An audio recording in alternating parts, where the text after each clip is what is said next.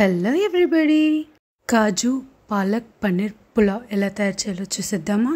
పాలకూరని హాట్ వాటర్లో వేసుకొని 2 minutes కుక్ చేసుకొని మిక్సీ జార్లో తీసుకొని మిర్చి వేసుకొని ఫైన్ పేస్ట్ చేసుకోవాలి. పన్నీర్ని హాట్ వాటర్లో వేసుకొని సైడ్ పెట్టుకోవాలి. ముందుగా బాస్మతి రైస్ని సోక్ చేసుకోవాలి.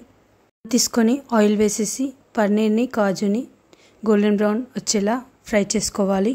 స్టవ్ ఆన్ చేసేసి కుక్కర్ పెట్టుకొని ఆయిల్ వేసుకోవాలి. ఆయిల్ హీట్ అయ్యాక హోల్ గరం మసాలా వేసుకోవాలి. అవి ఫ్రై అయ్యాక ఆనియన్ వేసుకొని సాల్ట్ వేసుకొని ఫ్రై చేసుకోవాలి. ఆనియన్ ఫ్రై అయ్యాక ముందుగా ప్రిపేర్ చేసుకున్న పాలక్ పేస్ట్ని జింజర్ గార్లిక్ పేస్ట్ని వేసుకొని ఫ్రై చేసుకోవాలి. ఆయిల్ బయటికి వచ్చాక ముందుగా సోక్ చేసుకున్న బాస్మతి రైస్, కాజు, పన్నీర్, బిర్యానీ మసాలా, తగినన్ని వాటర్ పోసుకొని క్లోజ్ చేసి 2 విజిల్స్ ఇవ్వాలి. Tasty kaju palak paneer pulao ready. Let's serve. దీన్ని కర్డ్తో సర్వ్ చేసుకుంటే చాలా టేస్టీగా ఉంటుంది.